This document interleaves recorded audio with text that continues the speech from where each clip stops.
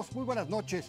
Más allá de la incertidumbre que ha generado la amenaza de Donald Trump a nuestros migrantes, la buena noticia es que las remesas se han mantenido viento en popa. En el primer semestre ya acumulan casi 14,000 millones de dólares, con un avance del 4.5%.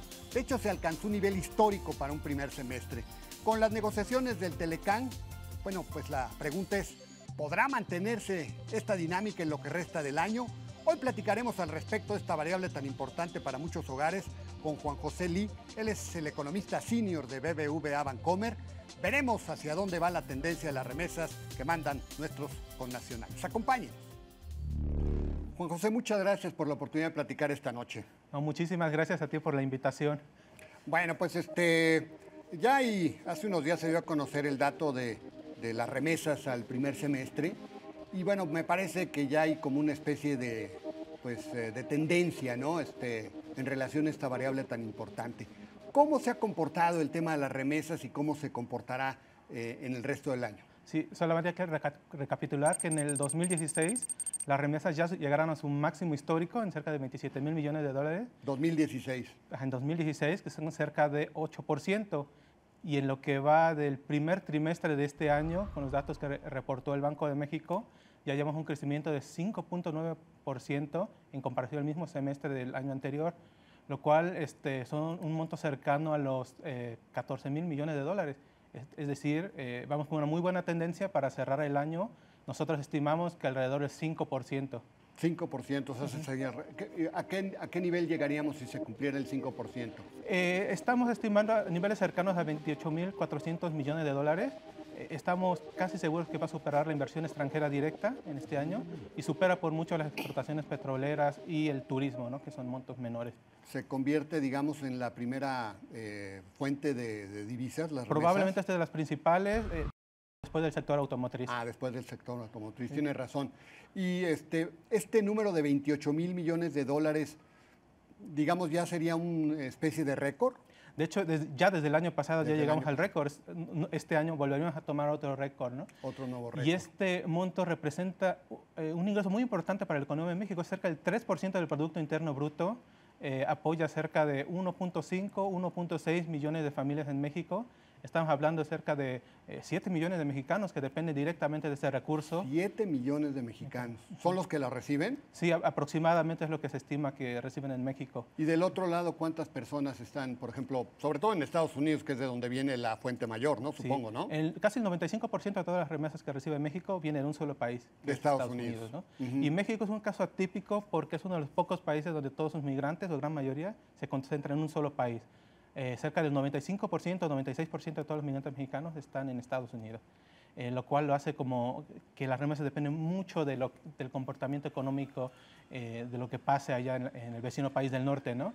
En los datos recientes que ha sacado la Secretaría de Trabajo de Estados Unidos, indica que la tasa de desempleo en ese país ha estado en cerca de 4.4, 4.3%, ¿no? Lo cual también ha favorecido el empleo de los migrantes mexicanos. Sí. Los cerca de 12 millones de migrantes mexicanos. 12 millones. 12 millones de migrantes mexicanos, de los cuales 5.8, 5.9 son no documentados. Entonces también pasan por muchas peripecias para poder mandar estos recursos a sus familiares aquí en México. Ahora, ¿qué estados son los que, digamos, más se benefician de estos flujos de remesas que envían nuestros connacionales que están básicamente en Estados Unidos, Juan José? Los estados que más reciben remesas son los estados que más expulsan migrantes.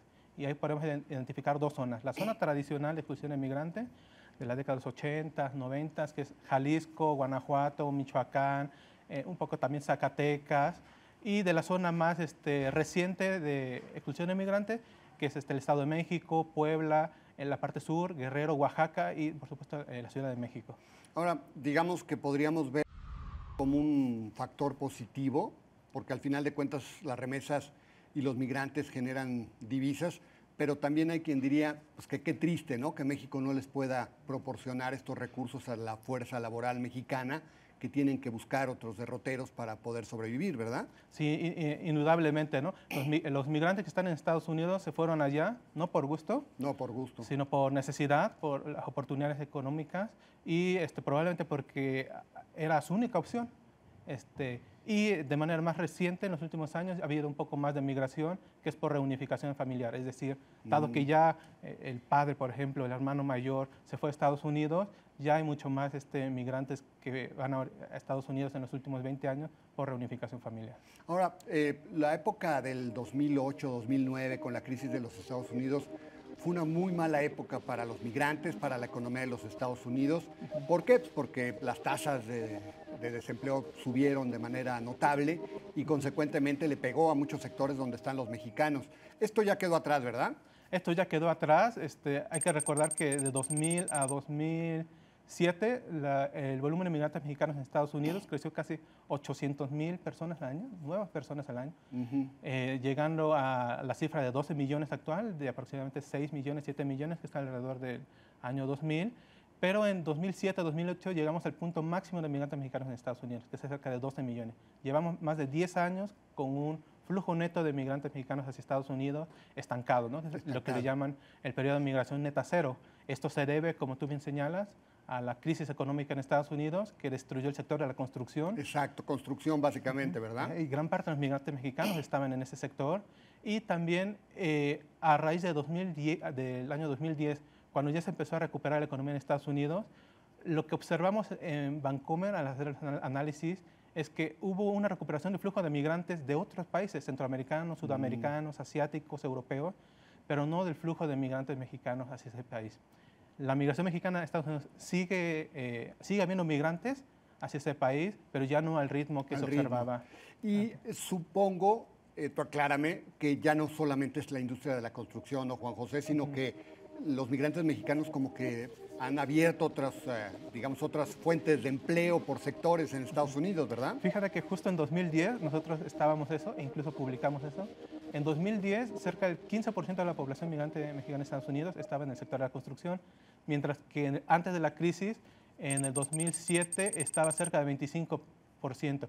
Pero lo que hemos observado de 2010 a la fecha, desafortunadamente yo creo, es que se ha recuperado. Actualmente el 25% de la población migrante mexicana está nuevamente en el sector de la construcción.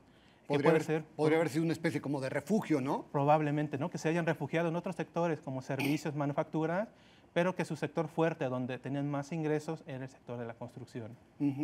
Ahora, yo creo que todo el mundo, pues sabemos que este año ha sido bastante complicado por la enorme incertidumbre que ha generado el señor Donald Trump. Su política en materia, sus amenazas en materia migratoria, el Tratado de Libre Comercio.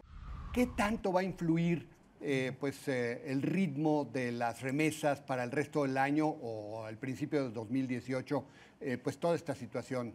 Ajá, justo de lo que comentas, en 2006 nosotros estimábamos que las remesas iban a llegar cerca del 6%, pero en noviembre, cuando se da las elecciones y que se anuncia que va a ser el futuro presidente, se dispararon las remesas 20% para cerrar el año en cerca de más del 8%. Todo lo que fue el mes de noviembre. Diciembre y los primeros meses, que es enero y febrero de este año, hubo un crecimiento muy importante de las remesas por toda esta gente que creía que iba a haber una restricción o un impuesto a las remesas. En los últimos meses, en los últimos 3, 4 meses, ya hemos visto que ya no han enviado tantos migrantes mexicanos, es decir, regresaron a su escenario antes de que llegara el actual presidente de Estados Unidos. Nosotros lo que creemos es que durante los siguientes meses y el siguiente año las remesas van a ser muy volátiles, en el sentido de que a cualquier anuncio, ni siquiera que llegue a ser ley o acción, los migrantes mexicanos en Estados Unidos van a reaccionar. Ante un anuncio negativo van a mandar más remesas. Ante condiciones positivas a lo mejor van a dejar de mandar tanta remesa para ahorrar un poco más en otros periodos. Y digamos, esto va a ser el comportamiento en el transcurso de los próximos meses y a lo mejor años en el periodo del señor Trump, ¿no? Probablemente. Y adicionalmente a las restricciones que pueda poner las remesas, hay que considerar que probablemente el factor más importante que pueda afectar este flujo es lo que pueda hacer contra los migrantes no documentados, ¿no? Ya se ha anunciado en el Congreso anteriormente que hay un presupuesto de cerca de 1.600 millones de dólares que puede ir destinado al muro fronterizo, que todavía está en negociación en el Senado, que dependerá de la aprobación del presupuesto, y también de diferentes acciones que ha hecho para poder buscar y deportar a los migrantes mexicanos en este país. De estos 12 millones, ¿cuántos no tienen documentos? Cerca de 5.9 millones no tienen documentos y la gran mayoría de esos cerca del 80%, tienen más de 10 años residiendo en Estados Unidos. Es decir, ya no estamos nada más hablando de personas migrantes que están en ese país que los regresen, sino muy probablemente también de desintegración familiar que pueda derivar este proceso de deportaciones. Que eso pueda haber. Ahora, el ritmo económico sí ha favorecido. Bueno, finalmente terminó la crisis, la economía de los Estados Unidos se está estabilizando. Este año no ha crecido como se esperaba, el primer trimestre fue muy flojo. Pero bueno, al final de cuentas la economía de los Estados Unidos está creciendo sobre el 2%, una cosa así. Sí, este ritmo ayuda, ¿no? Y con tasas de desempleo cercanos al pleno empleo que es de 4.4%. Y de hecho en casi todos los sectores, incluso para los migrantes mexicanos, se observa que la situación económica es muy buena. Hace algunos meses publicamos el Anuario de Migración y Remesas en Bancomer junto con el Consejo Nacional de Población. Y nosotros estimamos que la tasa de desempleo de los migrantes mexicanos oscilaba alrededor de esa cifra, 4.5%, y para las mujeres de 6.4% alrededor. Es decir, también están en tasas de ocupación muy elevadas, considerando que también muchos son no documentados, ¿no? El fenómeno de la migración es un tema internacional, es un tema global. ¿Qué importancia tiene México entre los muchos países que envían migrantes a otras partes del mundo? En el mundo hay cerca de 240, 250 millones de migrantes. Estás hablando casi cerca de 3% de la población mundial que es migrante, 3 de cada 10. México es el segundo expulsor más importante de migrantes, tanto de hombres como de mujeres. El primer expulsor más importante de hombres es Rusia, México ocupa el segundo, pero la India, México ocupa el segundo. India es el primero en hombres. Y en mujeres, Rusia es el principal expulsor a raíz de la ex Unión Soviética, porque muchos que se quedaron en otras repúblicas soviéticas, y México ocupa el segundo. Este fenómeno de la migración va a continuar, ¿verdad? Este es un tema que tiene que ver con la globalización y el momento que estamos viviendo, ¿verdad? Sí, sin duda. Las economías se tienen que acostumbrar a que la migración es un tema que va a ir creciendo, cada año va a haber más migrantes, el flujo de remesas va a ir creciendo también, y hay que considerar, por ejemplo, que México, si es el segundo país expulsor de migrantes, es el cuarto país que más recibe remesas, después de China, India, Filipinas, y el quinto país que más recibe remesas es Francia, es decir, es un país desarrollado, pero que también expulsa migrantes y recibe recursos del exterior. Bueno, pues Juan José, muchas gracias. No, muchísimas gracias a ti por la invitación. Esta noche con nuestro auditorio acerca de este tema tan importante como es el tema de las remesas. Y bueno, pues ahí te estaremos invitando un poco más adelante para seguir platicando del mismo tema, ¿no? Muchísimas gracias. Bueno, pues él es Juan José Lee, él es el economista de BBV Bancomer y el experto en esta materia en lo que hace a remesas. Muchísimas gracias y buenas noches. Muchas gracias. Gracias. No cabe duda de la importancia que tiene para México la economía de los Estados Unidos. Con la crisis en esa poderosa economía hubo tiempos muy difíciles que parece poco a poco se disipan. Esto ayuda también al empleo de nuestros paisanos y a sus envíos a casa aquí en nuestro país. Queda por ver qué tanto se modifica la política migratoria con Donald Trump. Por ahora el ciclo favorable de esa poderosa economía ha ayudado. Lo invito a la próxima semana aquí y a la misma hora con más nombres y nombres. Hasta entonces.